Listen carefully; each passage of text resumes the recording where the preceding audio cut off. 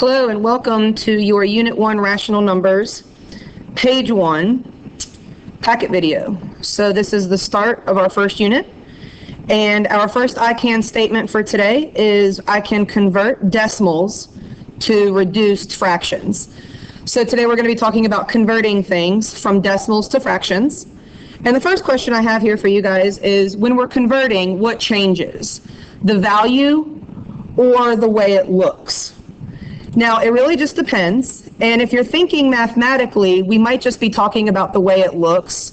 For example, if we convert 3/4 to a decimal, it has the same value. We're just converting the way that it looks. Okay, so we didn't change the value, we just changed the way it looked. This is it in fraction form versus decimal form.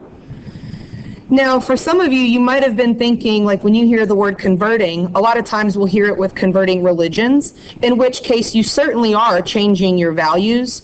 So it kind of just depends. Some people kind of joke around with sports like, oh, I converted you to a Carolina fan. So now your values are a little bit different. You're cheering for a different team.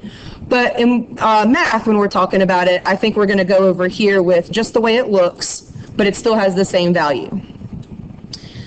Now, if I were to ask you guys to come up with a couple of examples of your own conversion, I'm sure you could jot down several. And if you have any others that you prefer to write down instead of these, please feel free. But I think one of the most common conversions that we hear about in real life is actually when we're talking about money. So one example I have is if we're converting our US dollars to pesos. Obviously, when you're at like an airport or traveling around to different countries around the world, there's lots of different places or opportunities for you to actually exchange your currency. So that's one conversion. And then another one that I think is also pretty common is when we're talking about different units of measurement. So gallons to liters or inches to feet and stuff like that. Weather, a lot of places around the world, in fact, most places around the world use degrees Celsius. So when we're converting from degrees Celsius to degrees Fahrenheit, that's another conversion. So this year we're going to start in math by converting something called rational numbers. And basically when we're talking about rational numbers, you guys, we're going to be talking about fractions, decimals, and percents. That's why this unit is called rational numbers, because we're going to be focusing on fractions, decimals, and percents. Now, to be successful in this unit, the key is really to actually know your place values.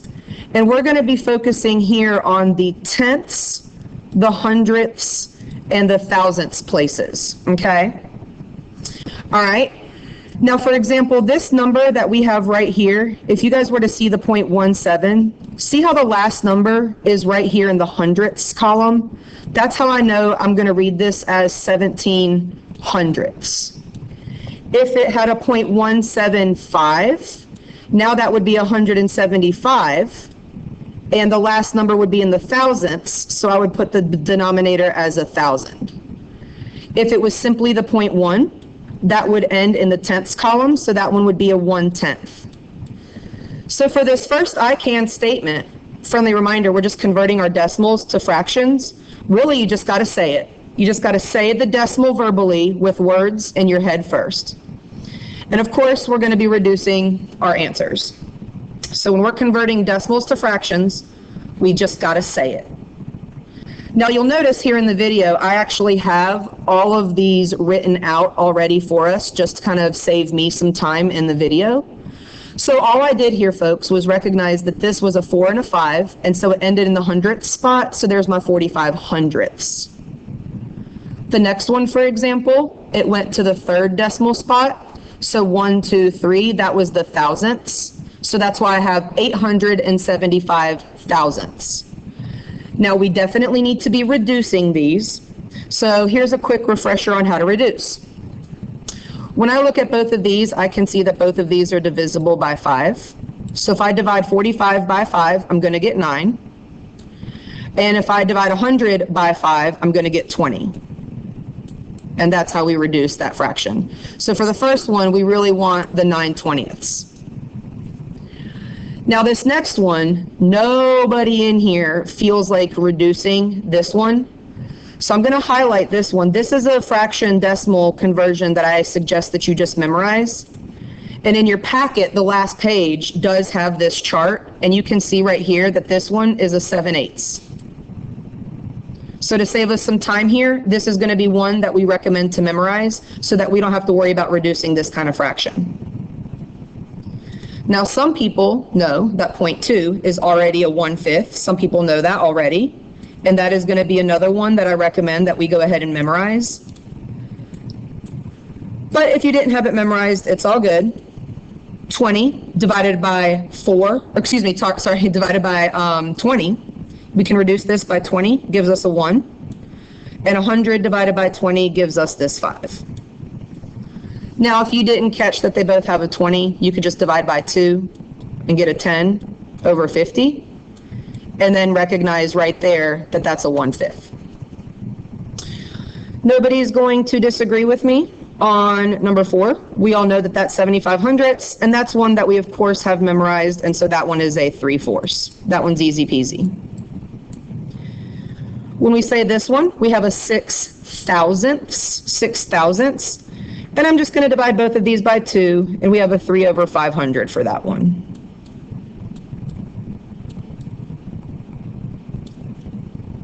All right, cool. I'm on number 6 now. So when I say this one, I've got a 44/100ths. So I just literally made it a fraction by saying it. Now I just got to reduce this.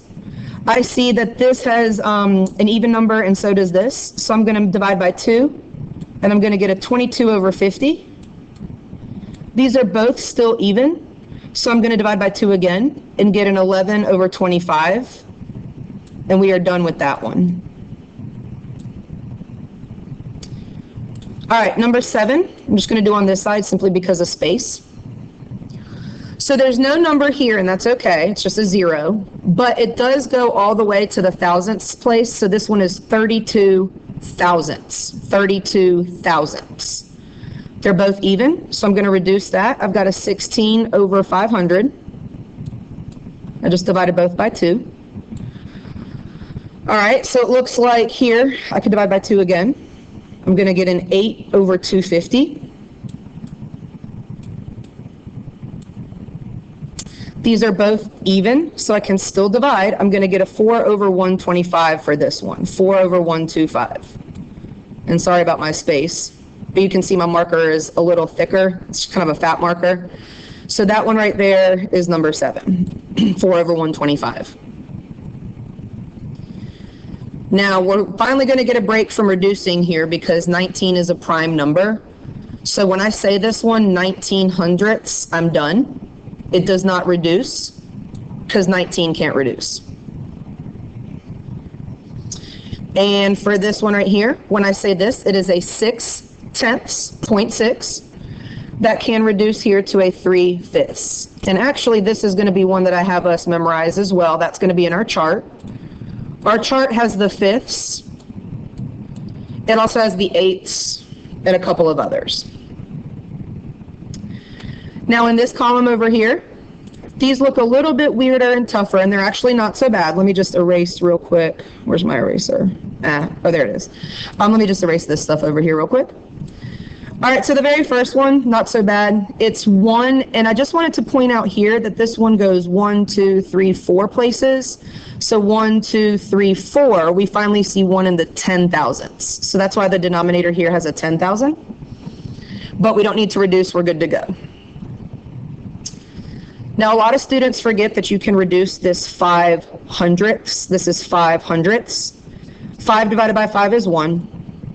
And 100 divided by 5 is 20. Okay?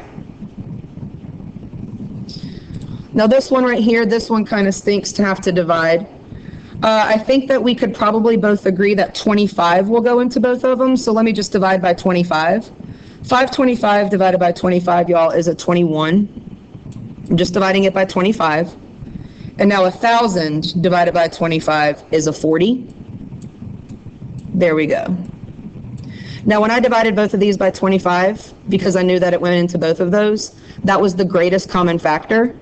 Friendly reminder from elementary school that that was the biggest number that went into both of them, so I was able to reduce. Nice little break from reducing for number 13. Number 13 is just a 3/1000ths, 3/1000ths. And see how this has 0, 0, and then I just say 3 1,000ths versus 802. 802 is 802 thousandths. This one can, of course, reduce. So if I do 802 divided by 2, I'm going to get a 401, and then over 500. So I should really circle this one here. All right, I'm on number 15 now. So this one is a 51, and then it's in the 1, 2, 3rd spot, so that's thousandths, 51 thousandths. 51 is prime, so we are good to go. Actually, I think 51 can be divided by 3, so it's not prime. But there's no factors that go into both a 51 and 1,000. All right, we are almost done here with this video. For this last couple right here, I want to point out that they have a whole number. So y'all, for number 16, we're going to say 8 and 300ths. 8 and 300ths. The 3 and the 100 share no factors, so we're already reduced, so we're good. 8 and 300ths. And the 0.125, that's going to be one that I want to highlight and suggest that we memorize. The 0.125, y'all, is going to be a 1/8. The 0.125 is a 1/8. We're going to memorize that one. So then I'm going to say 4 and 1/8. The 4.125, the 4 and 125 thousandths, is the same as 4 and 1/8. And last but not least here, when we have a 0.1, we'll simply say that is 1/10. It's in the 10th spot. So 1/10. And we are done with learning how to convert a decimal to a fraction. I want to remind you guys that you simply say it. You say it first, just kind of in your head, using these place values, and then just make sure you reduce. There's going to be a video check for this waiting for you online. There is a video check now for you to complete. Thank you.